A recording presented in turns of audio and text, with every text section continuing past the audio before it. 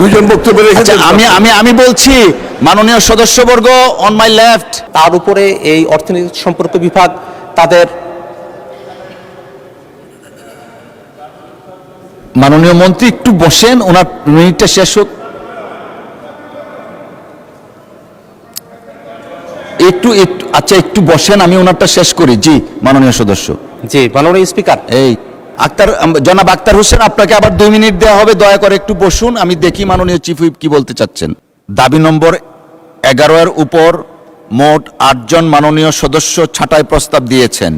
আমি তাদের মধ্য হতে 2 জন মাননীয় সদস্যকে ছাঁটাই প্রস্তাব উত্থাপনের আহ্বান জানাবো। প্রথমেই রংপুর 4 আসন থেকে নির্বাচিত মাননীয় সদস্য জনাব আক্তার হোসেন, আপনার সময় 2 মিনিট। ধন্যবাদ।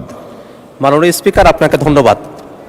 আমি আক্তার হোসেন, সংসদ সদস্য রংপুর 4, প্রস্তাব করছি যে অর্থনৈতিক সম্পর্ক বিভাগ সম্পর্কিত সরকারি নীতি সম্পর্কে আলোচনা উত্থাপন কল্পে হিসাবের খাত 113 অর্থনৈতিক সম্পর্ক বিভাগ শিরোনামাধীন 11 নং দাবি হ্রাস করিয়া 1 টাকা করা হোক। মাননীয় স্পিকার, বাংলাদেশ নানাভাবে ঋণের জালে আবদ্ধ হয়ে পড়েছে।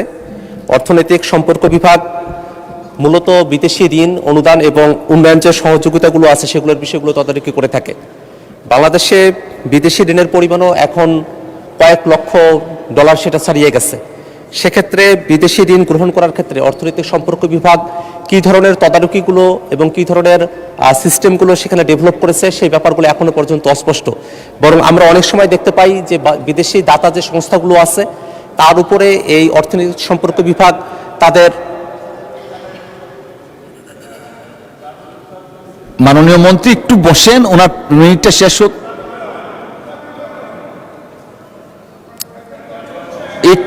আচ্ছা একটু বসেন, আমি ওনারটা শেষ করি। জি মাননীয় সদস্য।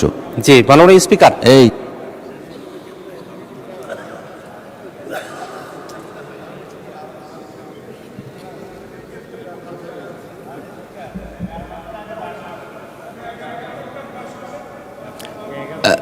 মাননীয় চিফ হুইপ, আসলে মাননীয় সদস্য বক্তব্য রাখছিলেন 11 নম্বর দাবির উপর। 11 নম্বর দাবির উপরে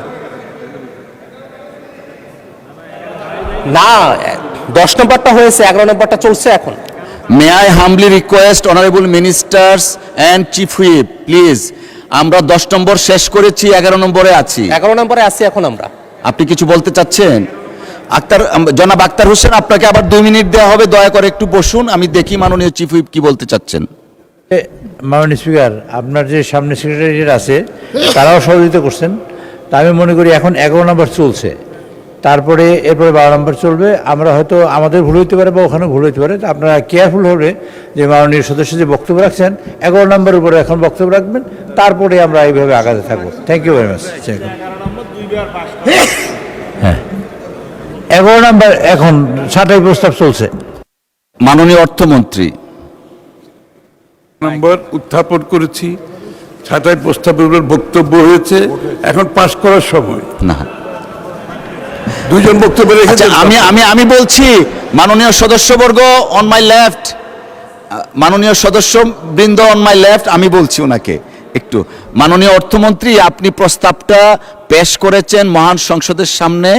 প্রথাগত নিয়মে 2 জন বক্তব্য রাখবেন। এই 2 জনের মধ্যে প্রথম জনাব আক্তার হোসেন সাহেব বক্তব্য রাখছিলেন। May I humbly request mister Akhtar Hossain, please do continue, your time is 2 minutes. Thank you. মাননীয় স্পিকার, আপনাকে ধন্যবাদ। আমি আক্তার হোসেন, সংসদ সদস্য রংপুর 4, আবারও প্রস্তাব উত্থাপন করছি যে অর্থনৈতিক সম্পর্ক বিভাগ সম্পর্কিত সরকারের নীতি সম্পর্কে আলোচনা উত্থাপন কল্পে হিসাবের খাত 113 অর্থনৈতিক সম্পর্ক বিভাগ শিরোনামাধীন 11 নং দাবি হ্রাস করিয়া 1 টাকা করা হোক।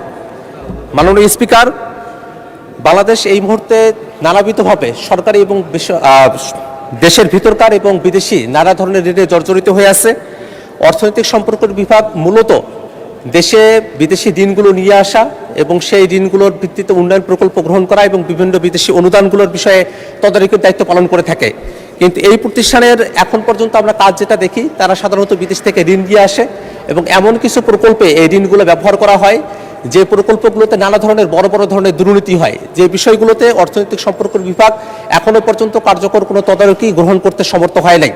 আমরা মাননীয় অর্থমন্ত্রীর কাছে এতটুকু দাবি জানাতে চাই যে অর্থনৈতিক সম্পর্ক বিভাগ সামনের দিনে বিদেশ থেকে যে ঋণগুলো নিয়ে আসবে সেই বিষয়গুলোতে ঋণের শর্তাবলী কি আছে এবং ঋণের পরিমাণটা কি পরিমাণ, কোন দেশ থেকে নিয়ে আসা হচ্ছে, প্রত্যেকটা বিষয় যেন সংসদের সামনে এটা ক্লারিফিকেশন দেওয়া হয় এবং একই সাথে যে ঋণগুলো নিয়ে আসা হয়েছে সেগুলো যে প্রকল্পে ব্যয় করা হবে বলা হচ্ছে সেই প্রকল্পগুলো কতটুকু দেশের জন্য প্রয়োজনীয় এবং সেই প্রকল্পের মধ্য দিয়ে আসলে দেশ লাভবান হবে কিনা এবং সেই প্রকল্পে কোনো ধরনের দুর্নীতি হবে কিনা সেগুলো বন্ধ করার ক্ষেত্রে মাননীয় অর্থমন্ত্রী যেন অর্থনৈতিক সম্পর্ক বিভাগের মধ্য দিয়ে একটা পদক্ষেপ গ্রহণ করেন।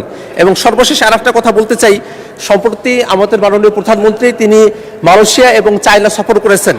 এই সফর করার সময়টাতে তার সাথে অর্থনৈতিক সম্পর্ক বিভাগের যারা কর্মকর্তারা আছেন তারা গিয়েছিলেন কিনা, যদি গিয়ে থাকেন তাহলে চায়না অথবা মালয়েশিয়ার সাথে বাংলাদেশ ঋণের বিষয়ে কোনো ধরনের আলোচনা করেছে কিনা, যদি ঋণ সংক্রান্ত কোনো আলোচনা চায়না এবং মালয়েশিয়ার সঙ্গে হয়ে থাকে তাহলে সেটা কি পরিমাণ এবং কি ধরনের ইন্টারেস্ট সেখানে আছে সে বিষয়গুলো। ধন্যবাদ মাননীয় মন্ত্রী।